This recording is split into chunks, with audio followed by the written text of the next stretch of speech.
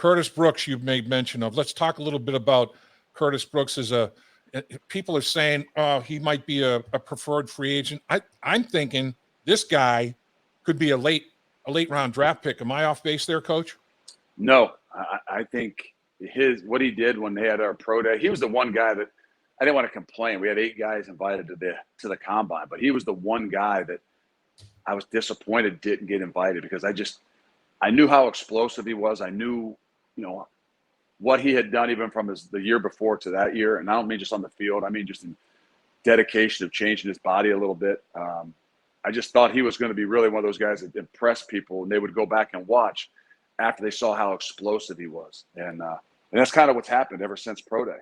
Had a lot of guys start to call. A lot of guys say, well, I better go back and rewatch this guy.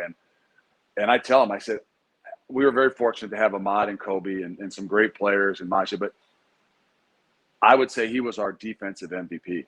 Huh. And that's just because we asked him to play nose guard.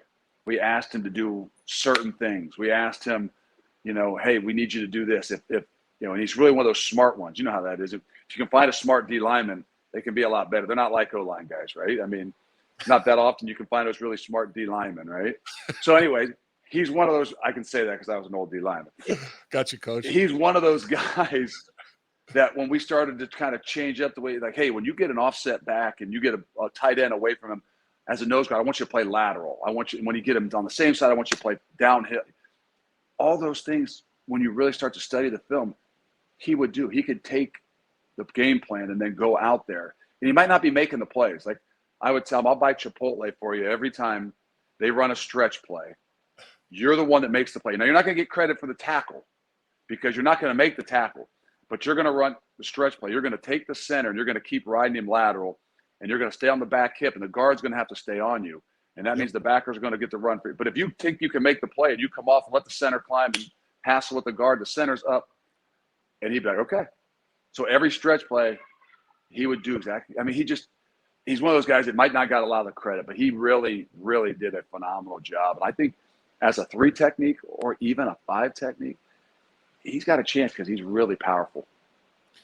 So you bought him a lot of Chipotle, huh, Coach? I owe him a lot of Chipotle. Right. You owe him a lot of Chipotle. I make the linebackers go into that other room and when they see it on film on Sundays and say, hey, thank you, I owe you Chipotle. So, us D-line guys, all we want is a little pat on the back. Or I should say us nose guards. All we want is every now and then just a little pat on the rear. Like, hey, thank you, man. That's all we need. We're not O-linemen, but we're very similar. Very similar. Throw him a bone, man. Throw him a bone. What the heck?